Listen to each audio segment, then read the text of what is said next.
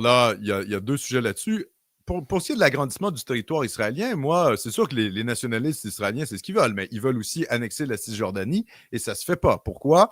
Parce qu'en fait, il faudrait donner la nationalité israélienne à tous les Arabes de Cisjordanie et donc ça débalancerait plutôt l'équilibre démographique. Donc Israël a quand même un problème avec ça.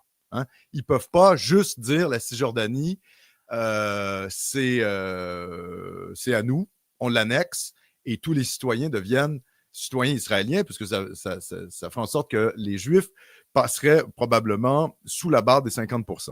Ou en tout cas, ils se rapprocheraient de la barre des 50%.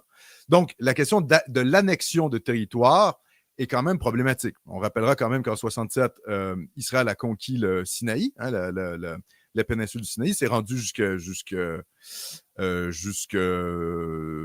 canal de Suez, pardon, et ça a été restitué à l'Égypte en 1973, après la guerre du Kippour, quand finalement l'Égypte a finalement décidé de signer la paix avec Israël. Hein. On avait le régime nassérien, qui était le grand régime nationaliste arabe anti-israélien, un régime qu'on pourrait même qualifier à la limite de national-socialiste, national-socialiste, mais style arabe, bien sûr, pas hitlérien.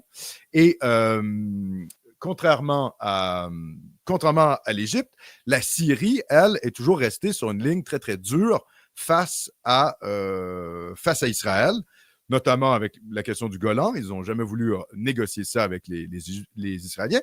Mais vous voyez, les Israéliens, ils ont redonné la péninsule du Sinaï qu'ils contrôlaient pourtant une fois que la paix a été signée par l'Égypte. Donc ça, c'est aussi la stratégie israélienne. C'est conquérir des territoires arabes. Ils l'ont fait également lors de la guerre du Liban en 1980. Ils ont occupé le sud du Liban et à partir des années 2000, ils se sont retirés du sud du Liban. Même chose avec Gaza. Ils se sont retirés de l'occupation de Gaza en 2005, si je ne me trompe pas. On a vu ce que ça a donné. Le Hamas, financé d'abord par le Qatar, puis ensuite également par l'Iran, a finalement lancé cette attaque du 7 octobre.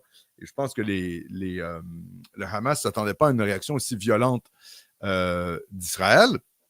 Dans tous les cas, la stratégie israélienne, c'est de conquérir du territoire arabe pour ensuite négocier la paix. C'est ce qu'on a vu en Égypte. C'est ce qu'on a vu partiellement également en Jordanie, puisque la Jordanie a signé un traité de paix également avec Israël.